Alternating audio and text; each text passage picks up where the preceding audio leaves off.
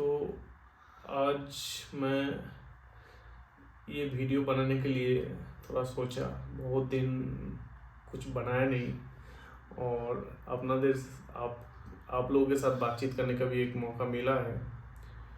थोड़ा बहुत लिखता रहता हूँ लेकिन वीडियो मैं आज पहली बार बना रहा हूँ आप लोग के लिए, क्योंकि आजकल में आप लोग जानते होंगे कि एक ऐसा घटना घटा है जहाँ पे हम लोग कहेंगे कि this is a complete humiliation of the Indian nationals as a whole country.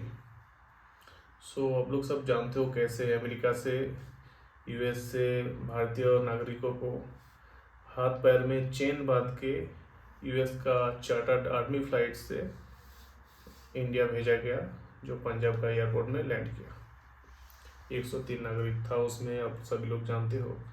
इसके रिगार्डिंग मेरा 2-4 वर्ड है गवर्नमेंट ऑफ इंडिया को। क्या है कि the deportation of Indian national by US authority has completely second the whole nation. The incident of deportation by restraining the completely not acceptable. This is completely not acceptable. आज राज्यसभा में एक speech दिया गया foreign minister द्वारा, doctor Jaishankar साहब ने बोला है, उन्होंने बहुत सारे आंकड़े पेश किया कि this is not the first time, ये पहले भी हुआ था, आज भी सेम एसओपी से प्रोसीजर से हुआ है। तो उन्होंने कुछ काउंट्स नंबर भी बताया सिंस 2012 टू 2025 कल तक का डेट का।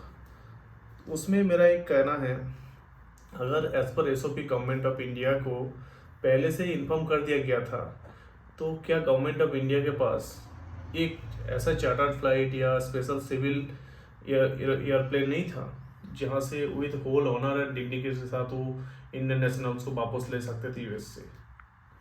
दूसरी बात है, अगर ऐसा नहीं किया तो गवर्नमेंट ऑफ इंडिया ने क्यों नहीं किया, इसका आंसर पूरा देना चाहिए। सेकेंडली, ये जो घटना घटा है, जो हुआ है, इसमें हम लोग को ब्रिटिश एरा का याद दिलाता है, जिसमें हाथ कड़ी पहना के सब लोग इंडियन नेशनल्स को मतलब आप वहाँ पे ट्रीट करते थे ब्रिटिश पीरियड में, तो वो फिर से एक दोहराया गया है।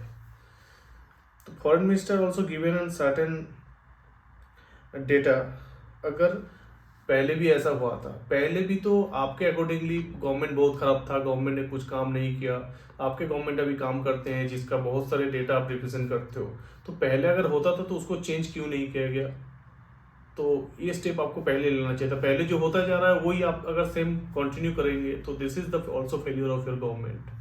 सेकेंडली, आप ग्लोबलाइजेशन का बात करते हो, ग्लोबल पॉलिटिक्स का बात करते हो, आप बोलते हो कि हमने we are representing India as a global leader, emerging global leader.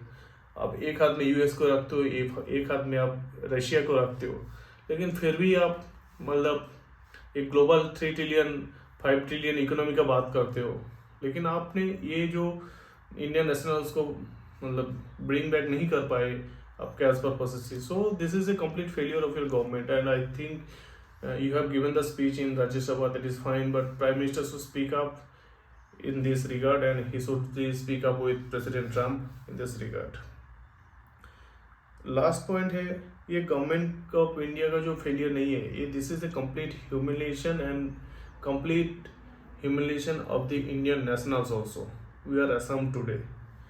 सो इसके रिगार्डिंग मैं आप लोग को यही कहना चाहूँगा कि आगे से जो है जितना भी और 20,000 या 30,000 इंडियन नेशनल्स के लीगल माइग्रेंट्स का वो किया गया, लिस्ट अप किया गया, उसको पूरा डिग्निटी और ऑनर के जरिए इंडिया में सिविल फ्लाइट भेज के वापस लाया जाए।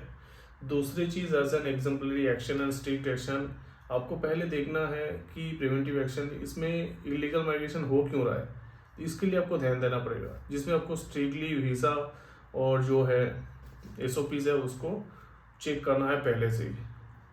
और आप इंडिया में जितना इलीगल माइग्रेंट्स बसे हैं उसके लिए आप कितना एक्शन ले रहे हैं, तो आप ये भी तो एग्जाम्पल करके देखो, जितना फॉरेन नेशनल्स बचा हुआ है इंडिया में बसा हुआ है सालों से, दे आर एक्सप्लॉइटिंग एंड और resources, so you should send back them to their country also.